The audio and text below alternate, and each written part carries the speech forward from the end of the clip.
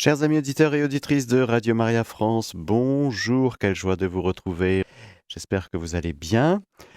Nous sommes dans une série de catéchèses sur la prière et nous sommes avec la Vierge Marie. Nous avons vu un peu le mystère de l'Immaculée Conception et la vie de la Vierge Marie, sa prière un petit peu. Nous allons poursuivre aujourd'hui et dans la prochaine catéchèse avec elle.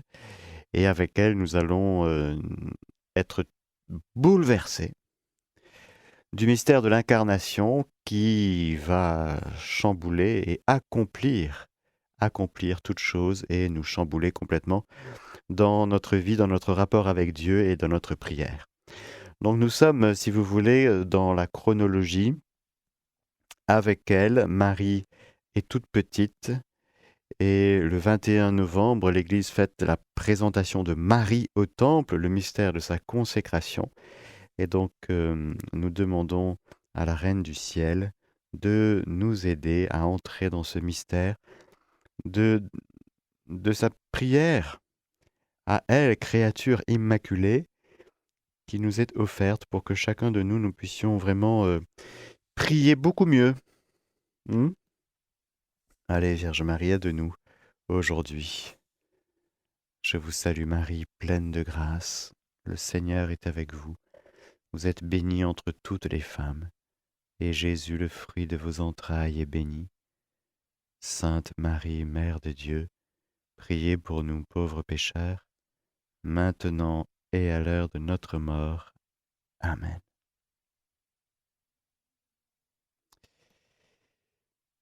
Dans les enseignements que Jésus et la Reine du Ciel donnent à Luisa Picaretta, il y a un moment très intéressant. Quand Jésus a 12 ans, et qu'ils vont vers le temple, vous savez, le recouvrement de Jésus au temple. Ils montent à Jérusalem pour la fête de la Pâque.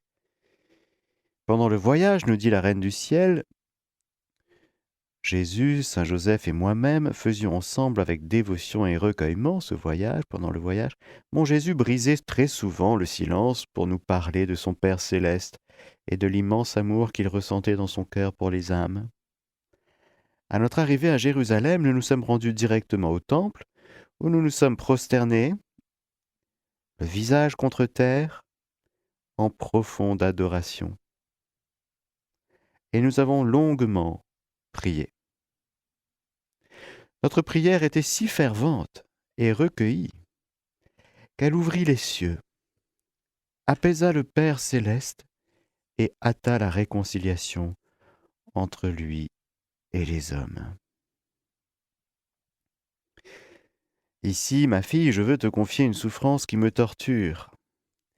Beaucoup de personnes se rendent à l'église pour prier, mais malheureusement, leur prière reste sur leurs lèvres, parce que leur cœur et leur esprit sont loin de Dieu.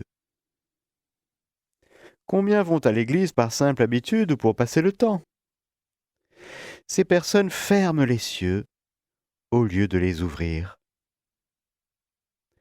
Comme sont nombreuses les irrévérences commises dans la maison de Dieu. De combien de fléaux le monde serait épargné et combien de châtiments se changeraient en grâce si toutes les âmes faisaient un effort pour suivre notre exemple. Seule la prière faite par une âme où règne la divine volonté agit de façon irrésistible sur le cœur de Dieu.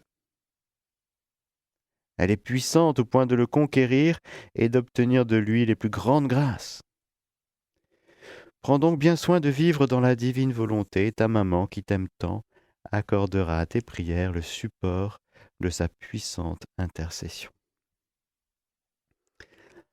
Ah, alors on a envie de dire, mais qu'est-ce que c'est que prier dans la divine volonté? On va y arriver progressivement. C'est un petit parcours, un petit chemin que nous faisons ensemble. Prier dans la divine volonté vient comme accomplir et non pas du tout abolir tout ce que nous avons appris sur la prière depuis tout petit. Et notamment les dimensions de la prière. les différentes dimensions dont je voudrais souligner quelques aspects aujourd'hui avec vous, toujours avec la Vierge Marie, la petite Vierge Marie, la petite fille, qui raconte à Louisa dans La Reine du Ciel, dans le royaume de la divine volonté, dans les 14e, 15e et 16e jours, où elle se rend au temple justement. Ce même temple où elle se rendra avec Saint Joseph quand Jésus a 12 ans, ce même temple où elle a habité quand elle était tout petite.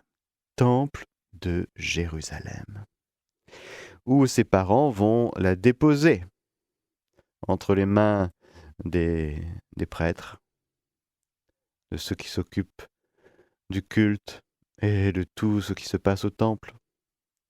La petite Marie sera là, consacrée au Seigneur.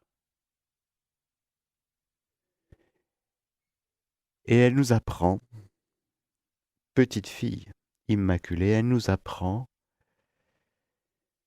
des choses essentielles pour nous. Déjà, quand on voit un enfant prier avec recueillement, ça nous remet dans notre cœur, vous ne trouvez pas? Quand on voit quelqu'un recueilli, on se dit « Ah, ça nous remet dans l'axe profond. » Alors elle nous dit que elle quitte sa maison de Nazareth accompagnée de ses parents et elle dit «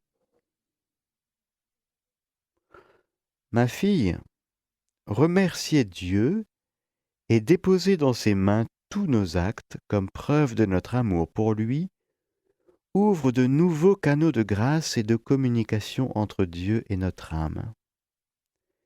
C'est aussi le plus bel hommage que l'on puisse donner à celui qui nous aime tant. Apprends de moi à remercier Dieu pour tout ce qu'il met à ta disposition, et quand tu t'apprêtes à faire quelque chose, que ta devise soit « Merci Seigneur, je remets tout entre tes mains ». Nous avons une vie encore, j'allais dire, très segmentée. On se dit, allez, je prends un petit temps de prière le matin, 2 minutes, 5 minutes, 20 minutes, une demi-heure, 1 heure. Et puis je vais bosser. Et puis je vais faire des trucs. En oubliant complètement le Seigneur. Il y en a d'autres qui veulent tellement être connectés au Seigneur 24 heures sur 24, 7 jours sur 7, que lorsqu'ils doivent faire des trucs, ils planent complètement. Parce qu'ils ne sont pas à ce qu'ils doivent faire. Il y a des manques d'unification de notre vie. Alors là, la Vierge Marie nous montre un chemin d'unification en nous disant « Quand tu t'apprêtes à faire quelque chose, que ta devise soit « Merci Seigneur, je remets tout entre tes mains ». Et puis tu fais ce que tu as à faire. Je veux dire, si tu fais la vaisselle, la cuisine, le ménage, il ne s'agit pas de planer ou de, sous prétexte d'être connecté au Seigneur, de mettre du liquide vaisselle à la place de l'huile pour ta vinaigrette, hein? Merci Seigneur, je remets tout entre tes mains. Et mine de rien, ces deux aspects, merci Seigneur, quand je me lève, quand je vais faire des choses, tout au long du jour, merci Seigneur. Merci Seigneur pour cette plante, merci Seigneur pour ce soleil, merci Seigneur pour le travail que tu me donnes, que ce soit un travail rémunéré ou cette activité que tu me donnes de faire. Merci Seigneur pour la vie, merci Seigneur pour mes yeux, merci Seigneur pour mon corps, merci Seigneur, etc. Pour mon conjoint, pour mes frères, pour mes sœurs, pour tout, tout, tout, tout, tout. Ça ouvre des nouveaux canaux de grâce et de communication entre Dieu et notre âme. Et lorsque nous ne sommes pas dans le remerciement, dans l'action de grâce, eh bien, qu'est-ce qui se passe? Eh bien, il y a des choses qui se ferment en nous. On ne voit petit à petit que ce qui ne va pas. Et on a les yeux rivés sur ce qui nous déplaît. parce qu'il y a plein de choses qui nous déplaisent. Mais on peut ne pas avoir le nez collé dessus, vous voyez? Qu'est-ce qui nous aide à ne pas avoir le nez collé sur ce qui nous pèse, ce qui nous déplaît, ce qui nous embête, ce qui nous plombe, ce qui nous inquiète? C'est l'action de grâce. Merci Seigneur. Ça nous met dans le bon axe, ça nous met en vérité. Parce que concrètement, en vérité, le Seigneur est en train de nous aimer, il est en train de nous regarder, et il est en train de nous combler. Et nous, créatures, bénies, créatures chéries, créatures comblées, il nous revient de dire merci. Alors il y a une distinction entre la louange et l'action de grâce, je n'entre pas là-dedans, nous aurons certainement l'occasion d'en reparler plus profondément. Je ne fais que passer rapidement. Nous louons Dieu pour ce qu'il est, nous le remercions pour ce qu'il fait. La louange et l'action de grâce, évidemment, sont très proches, mais elles sont un peu différentes. Mais merci Seigneur, merci, merci, merci. Et vous allez voir, si vous passez votre journée à dire merci, au milieu de vos contrariétés, des choses embêtantes, vous allez garder au fond de vous-même cette espèce de respiration, ce souffle d'action de grâce au-dedans de vous. Ce qui va vous permettre d'être vivant dans l'amour. Car c'est une manifestation de l'amour que de dire merci au Seigneur. Et l'inverse, c'est l'ingratitude. Si on ne dit pas merci, on va tomber dans l'ingratitude. Rappelons-nous que Jésus, à Sainte-Marguerite-Marie à la Coque, à Paray-le-Monial, lui montre son cœur et lui dit « Voici ce cœur qui a tant aimé les hommes et qui ne reçoit d'eux qu'ingratitude. » L'ingratitude.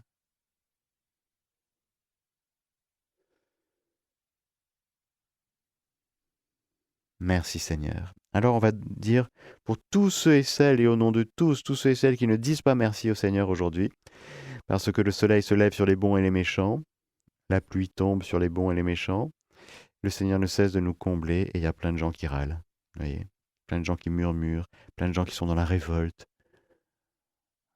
Eh bien en leur nom, on va dire doublement merci au Seigneur, mais tellement merci. Merci pour tous ceux qui ne te disent pas merci. Et ça nous fait sortir de la cécité. Ça nous fait voir d'un coup. Parce que si on ne rend pas grâce, si on ne dit pas merci au Seigneur, on ne va plus voir ses merveilles. Or, comme dit l'Écriture, j'ai mis mon œil dans leur cœur pour qu'ils voient mes merveilles. Alors, est-ce que on voit les merveilles du Seigneur?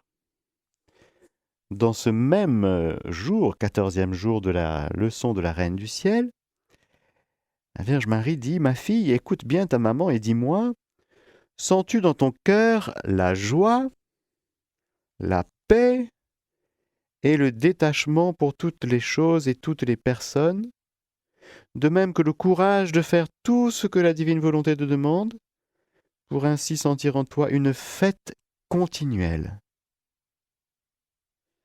Ma fille, la paix, le détachement et le courage forment dans l'âme l'espace dans lequel la divine volonté trouve place. Être imperturbable, quelle que soit sa souffrance, apporte un état de fête continuelle dans la créature. Par conséquent, prends courage, ma fille, dis-moi que tu désires vivre dans la divine volonté, et ta maman s'occupera de tout. Demain, je te dirai comment je me comportais dans le temple. Là, pour l'instant, elle y va, elle arrive. Elle quitte père et mère. Pourquoi est-ce qu'elle quitte père et mère? Parce que l'attraction est trop forte.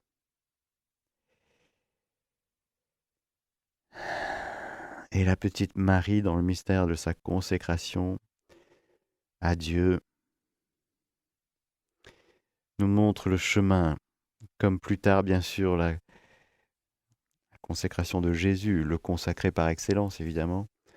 C'est Jésus qui emmène Marie, ce que vit Marie dans sa personne, immaculée qu'elle est, elle le tient de Dieu.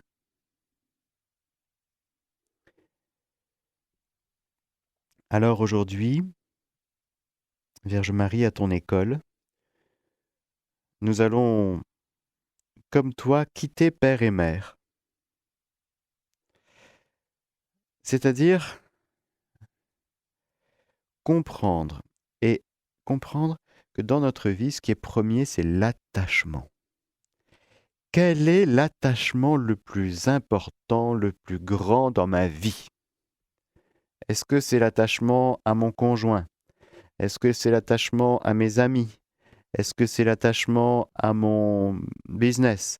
Est-ce que c'est l'attachement à mes idées? À mes projets? Quel est l'attachement le plus important de ma vie? Si c'est l'attraction que le Père exerce sur mon âme, sur mon cœur, qui est le plus important, ça me permet de tout lâcher. Si ce n'est pas l'attraction que le Père exerce sur mon cœur, à ce moment-là, j'ai de quoi bagarrer, batailler, lutter. J'ai pas envie de lâcher, vous comprenez? Il y a un tiraillement qui se fait entre divers attachements. Et légitimes, bien sûr. Je ne parle pas de l'attachement du péché. Je parle des attachements affectifs qui sont de l'amour et qui sont tout à fait, j'allais dire, naturels, humains, légitimes, et même des dons de Dieu. Mais est-ce qu'on préfère le don de Dieu ou Dieu? Ah ah. Pour être dans une fête continuelle, l'âme en fête continuelle, frères et sœurs, c'est très important d'être pauvre. C'est déjà la béatitude des pauvres. Et d'entrer vraiment dans cette attitude de consécration. Hein. Je parle de la consécration baptismale, c'est-à-dire qu'on soit prêtre, bonne sœur, ou laïque, ou marié, peu importe, quel que soit l'état de vie. Par notre baptême, le Seigneur est venu nous prendre et nous dire: est-ce que tu veux bien que je sois l'amour de ta vie? Tant que le Seigneur n'est pas l'amour de notre vie, ça va batailler. Alors, dans le livre de l'Apocalypse, on entend le Seigneur qui nous dit: je connais tes actions, je connais ta peine, ta persévérance, je sais que tu ne peux supporter les malfaisants. Tu ne manques pas de persévérance, et tu as tant supporté pour mon nom sans ménager ta peine. Ah bah le Seigneur nous dit ça, mais merci Seigneur, tu vois ma galère, tu comprends ma vie, tu vois que c'est pas facile tous les jours. Merci pour tes encouragements. Mais j'ai contre toi que ton premier amour, tu l'as abandonné. Oh, eh bien, rappelle-toi d'où tu es tombé, convertis-toi, reviens à tes premières actions. Ton premier amour, c'est qui? Alors, est-ce qu'il faut revenir dans notre jeunesse? Et comme dirait Nicodème, il faut revenir dans le sein maternel pour naître d'en haut, naître de nouveau. Qu'est-ce que c'est que cette nouvelle naissance? Il faut repartir dans son passé, revisiter tout son passé? Non, non, non, non. Il ne faut pas revisiter son passé. Le passé appartient à la miséricorde. Et si on a donné notre passé au Seigneur, on n'y revient plus, point. Ah ouais, mais moi je l'ai donné, mais du bout des lèvres, et puis j'ai des souvenirs qui reviennent, alors je reprends mon passé. Ah oui, moi j'ai donné mes enfants au Seigneur, mais je les reprends. L'avenir de mes enfants. J'ai donné ça au Seigneur, oui, mais j'ai repris. Ma santé. Ah, j'ai donné ma santé. Ah oui, oui, Seigneur, dans des élans d'amour, mais Seigneur, prends ma santé, je te la donne. Mais maintenant, avec ce Covid, je suis dans la panique tout le temps. Ah, j'ai ma santé, je l'ai repris. La santé de mes frères et sœurs, de nos parents, de nos proches. Ah, je te l'ai donné, Seigneur, puisque je t'ai fait confiance. Et puis j'ai repris. Ah, du coup, j'en suis très inquiet. Je panique. Ah, il y a donc là, j'allais dire, un point très important de conversion. Seigneur, c'est toi l'amour de ma vie. Et moi, je dois être prêt par amour de ceux que tu me donnes d'aimer. Je suis prêt à tout lâcher. Je suis prêt à partir. Si tu m'appelles aujourd'hui, Seigneur, me voici. Et alors lui, qui va s'occuper de lui, et elle qui va s'occuper de son éducation, et nana, et nana, et nana. Je suis prêt. Je suis égoïste? Non. Je suis prêt parce que l'attraction que tu exerces sur mon cœur, c'est ça le trésor de ma vie, c'est ça mon premier amour. J'ai contre toi que ton premier amour, tu l'as abandonné. Tu m'aimes, t'es persévérant, t'es courageux, t'es combatif. Mais je ne suis plus ton premier amour. Je fais partie de tes amours, mais je ne suis plus le premier. Le Seigneur est un Dieu jaloux. Eh oui. C'est-à-dire qu'il veut être premier. Il veut avoir la première place. Et quand il voit qu'il y a d'autres, que ce soit des personnes ou des situations qui prennent la même place que lui, eh ben, il nous fait part de sa jalousie. Et il va même prendre des cordes et des fouets, et en faire des fouets pour les marchands du temple et les vendeurs. Enlevez cela d'ici, vous avez fait de la maison de mon père un business. Non, mais ça va pas ou quoi? La maison de prière.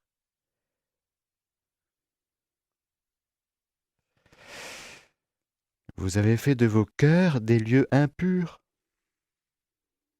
C'est-à-dire, tu es un peu avec le Seigneur dans la confiance, et puis tu paniques. Tu es un peu avec le Seigneur dans un amour, mais Seigneur, mais je te donne tout, je t'aime tellement. Et puis 5 minutes après, tu te dis, Seigneur, si tu existes, montre-le. Hein. On est un peu comme ça, non? Alors, si la Vierge Marie nous donne ce qu'elle nous donne aujourd'hui, c'est évidemment pour nous éduquer, pour nous dire, attends, regarde. Il faut que tu sois dans une fête continuelle, au milieu de tout, au milieu des flammes, au milieu des persécutions, au milieu des sites internet qui sont attaqués. Nous, on a reçu des attaques sur notre site internet, au milieu des problèmes techniques, au milieu du confinement, des activités qui démarrent pas, qui sont en arrêt, au milieu de tout ça. Est-ce que tu peux être, s'il te plaît, intérieurement dans une fête continuelle? Est-ce que c'est mépriser les problèmes? Non, c'est les mettre à leur place, à leur juste place.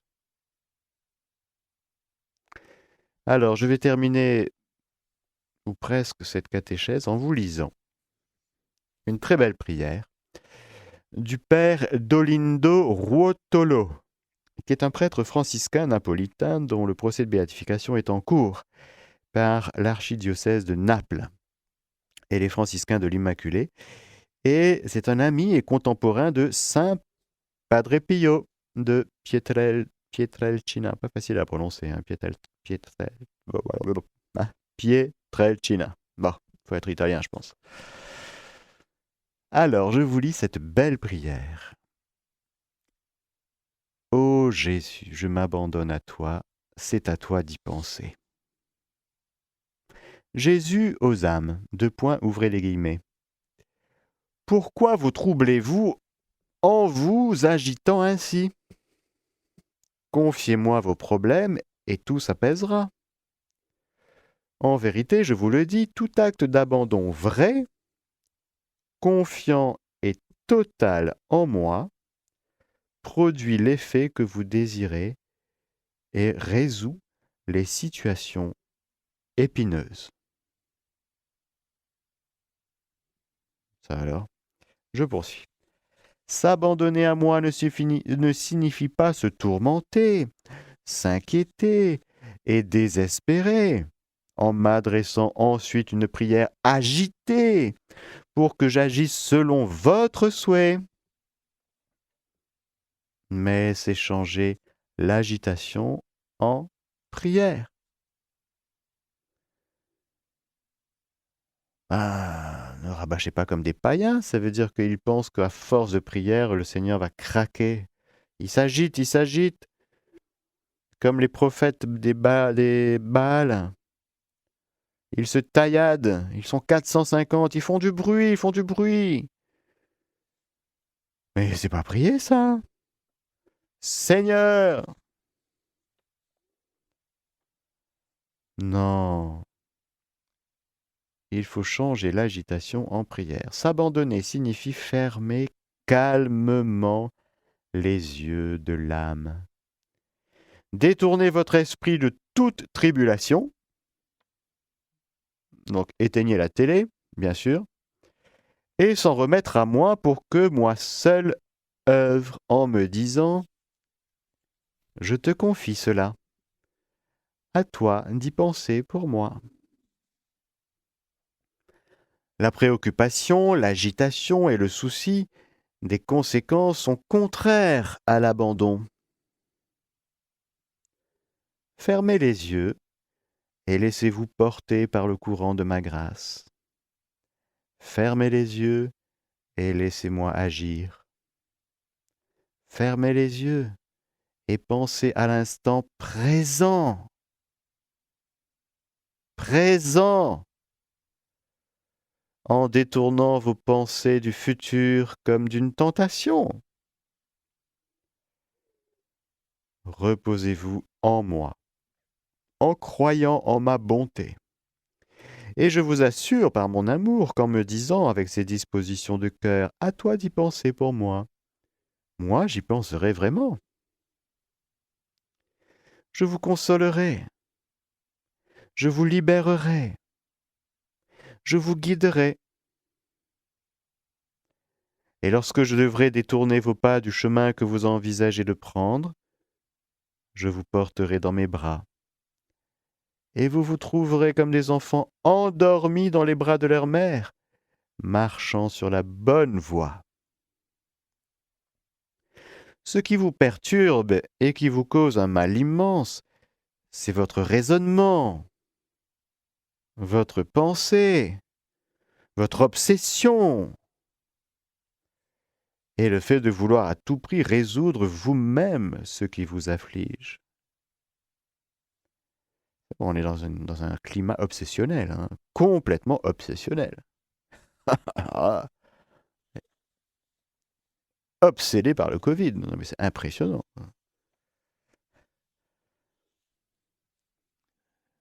Une psychose obsessionnelle.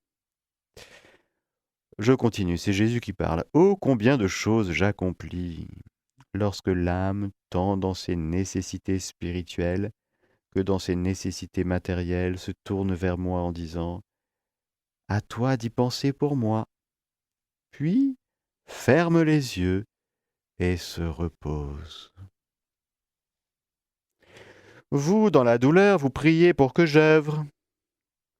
Mais vous priez pour que j'œuvre comme vous le souhaitez. Vous ne vous en remettez pas à moi, mais vous voulez que je m'adapte à vos idées. Vous n'êtes pas des infirmes qui demandent un traitement au médecin, mais vous le lui suggérez. Ne faites pas ainsi. mais prier comme je vous l'ai enseigné dans le Notre Père, que ton nom soit sanctifié, c'est-à-dire qu'il soit glorifié dans ce besoin qui est mien. Que ton règne vienne, c'est-à-dire que tout ce qui m'arrive concourt à ton règne et en nous et dans le monde. Que ta volonté soit faite sur la terre comme au ciel, c'est-à-dire dispose chaque chose comme tu le souhaites, pour notre vie éternelle et temporelle.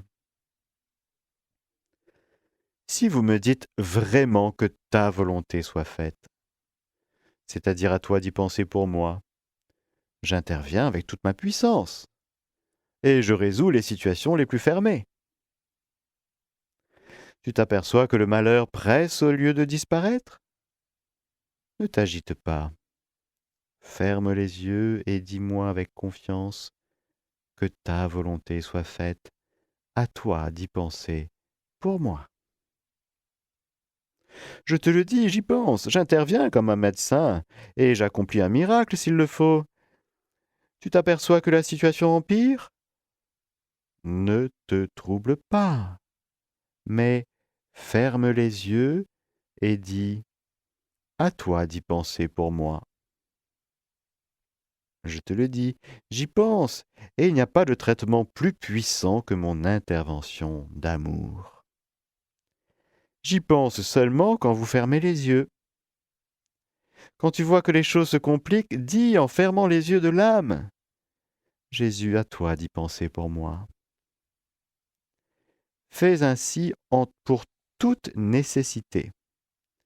Faites ainsi, vous tous, et vous verrez de grands, incessants et silencieux miracles. Je vous l'assure, par mon amour, ainsi soit-il.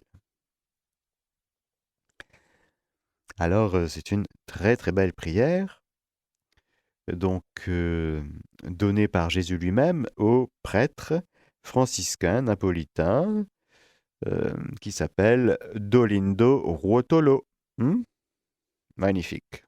À toi d'y penser pour moi. Fermons les yeux de l'âme, chers amis auditeurs et auditrices de Radio Maria. Fermons les yeux de l'âme. Pour ne pas nous faire quitter cette circulation de merci, d'action de grâce vis-à-vis du Seigneur. En redonnant notre oui, notre fiat, en redisant au Seigneur que nous l'aimons, en lui redisant merci, en lui redisant qu'il est notre premier amour et que nous sommes prêts maintenant à tout quitter. Tout quitter, ça veut dire quoi? Ça ne veut pas dire larguer ceux et celles qu'on aime. Ça veut dire les larguer en Dieu, c'est pas pareil.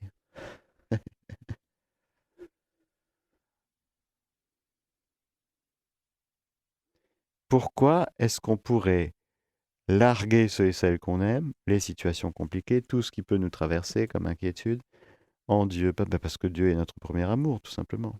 Et que nous lui faisons une confiance à couper au couteau.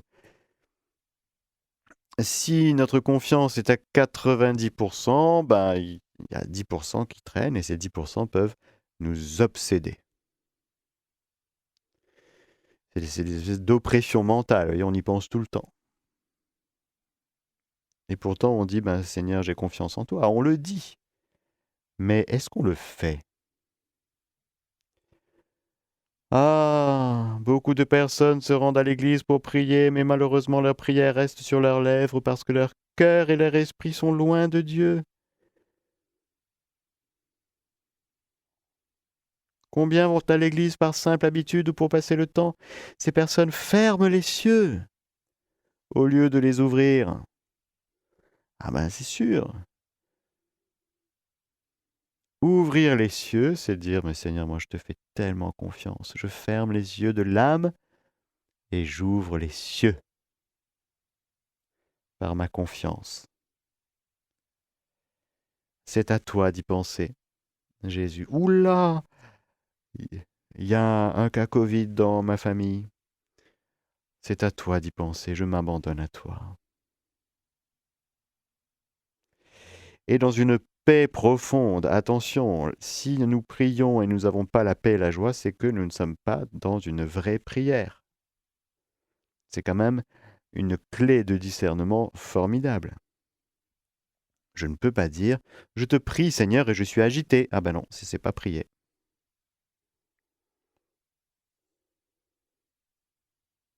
Parce que la prière, à l'école de Jésus, à l'école de Marie, c'est ne pas perdre la paix. Mais d'où vient la paix? Ah bien, ça vient d'un abandon total, total, total. Donc, pour terminer, bien sûr, nous sommes en permanence, j'allais dire, travaillés par ce que nous traversons. Des choses extérieures, des choses intérieures. Nous sommes en permanence stimulés par toutes sortes de choses. La question, c'est pas comment je réagis primo primi, c'est qu'est-ce que j'en fais de tout ça? Est-ce que je vis les choses à partir de mon lien à Dieu et je me sers de tout ce que je traverse pour plonger à nouveau, pour donner à Dieu, redonner à Dieu, pour garder mon cœur en paix, pour garder les cieux ouverts, pour garder mon cœur et mon esprit en Dieu et ne pas être comme ce que dit l'Écriture, mon peuple m'honore des lèvres, mais son cœur est loin de moi. C'est-à-dire me demander des choses, crier vers moi et râler, oui, ça, ils savent faire, hein, quand il y a quelque chose qui ne va pas. On le voit d'ailleurs dans les civilisations païennes dans lesquelles nous sommes. Dès qu'il y a quelque chose qui ne va pas, c'est la faute du gouvernement, parce que le gouvernement a pris la place de Dieu. Dieu n'étant plus là, il faut bien, faut bien taper sur quelqu'un qui a autorité. Ah, si j'ai mal à la jambe, c'est la faute du gouvernement. Voilà. Ah, bah oui. Hein. Râler, on connaît. Hein. Bon, surtout en France, mais peut-être dans d'autres pays aussi. Mais bon. Mais parce qu'on n'a plus Dieu pour père. Dieu n'est plus notre Dieu. On ne lui fait plus confiance. On n'est plus avec lui. Alors il y a de quoi paniquer. Et quand les choses ne vont pas, il y a de quoi râler et critiquer tous ceux qui exercent une autorité ici-bas, que ce soit dans le civil ou dans le religieux. Mais garder la paix, s'abandonner entre les mains de Dieu, notre Père du ciel, dans une confiance totale, un abandon total, 100%, pas 99,9, 100%. Voilà le chemin. Et encore une fois, c'est à refaire à chaque fois qu'il y a quelque chose qui vient nous toucher, nous bousculer, au fond quoi? Ben, ça vient chercher notre acte de foi, ça vient chercher notre abandon, ça vient chercher notre oui, notre fiat, ça vient chercher un choix personnel. Qu'est-ce que je fais de tout ce que je traverse? De tout ce que j'entends, de tout ce que je lis, de tout ce qu'on me dit, de tous les événements. Qu'est-ce que j'en fais? Alors aujourd'hui, avec la Vierge Marie, entrons dans le temple du Saint-Esprit que nous sommes, dans cette maison, ce sanctuaire du Seigneur, et demeurons-y. À l'époque où la Vierge Marie s'est consacrée au Seigneur en allant au temple, il y avait plein de choses qui n'allaient pas. Dans le milieu religieux, dans le domaine civil, dans l'économie, dans le social, dans la politique, c'était quand même l'Empire romain. C'était pas facile. Hein. Est-ce que ça a empêché Dieu d'agir? Est-ce que ça a empêché l'incarnation? Est-ce que ça a empêché le salut? Est-ce que ça a empêché la petite Marie d'aller au temple et de vivre les merveilles qu'elle a vécues? Non. Donc, il ne faut pas attendre que la situation extérieure s'arrange pour aller bien ou pour aller mieux. C'est une grave erreur. Attendre que le contexte, que le conditionnement s'améliore pour s'améliorer soi-même au-dedans, c'est l'inverse. Exactement l'inverse. C'est dans le conditionnement, dans le contexte qui est le nôtre, dont nous prenons acte et qui nous percute, qui nous impacte, bien sûr. Au milieu de tout ça, je choisis, Seigneur, de veiller sur mon cœur, d'y demeurer dans mon cœur avec toi et de faire en sorte de ne pas me faire voler le trésor de ma vie, c'est-à-dire notre relation d'amour. Car tu es mon premier amour.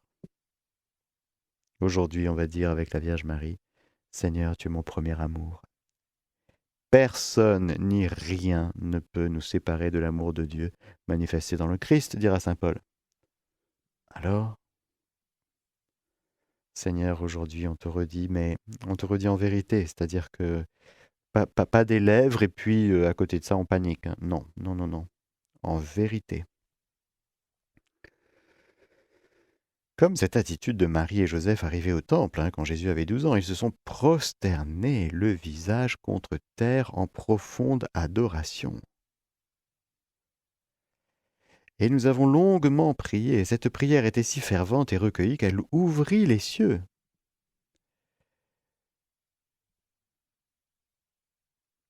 Voilà, le geste. C'est important le geste dans la prière. Il n'y a pas que les lèvres, il y a le geste. Prosternation, la prostration, je me prosterne, c'est-à-dire que je t'adore, c'est-à-dire que je t'en remets, je remets tout, sans exception, à ta seigneurie. Parce que c'est toi qui es Seigneur. C'est toi qui es le Seigneur de ma vie, c'est toi qui es le Seigneur de la vie de mon conjoint, c'est toi qui es le Seigneur de la vie de mes amis, c'est toi qui es le Seigneur de la France, c'est toi qui es le Seigneur de tout, de tout, de tout, de tout. Donc, ma vie, c'est toi, Seigneur, c'est à toi d'y penser. Radio Maria, Mariadon, difficultés financières. Seigneur, ô Jésus, je m'abandonne à toi, c'est à toi d'y penser. Tu vois la situation des comptes. Je m'abandonne à toi, c'est à toi d'y penser. Je te confie cela. Et je choisis la paix, je choisis la confiance, l'abandon. Et là, je demeure dans l'action de grâce. Amen. Alléluia.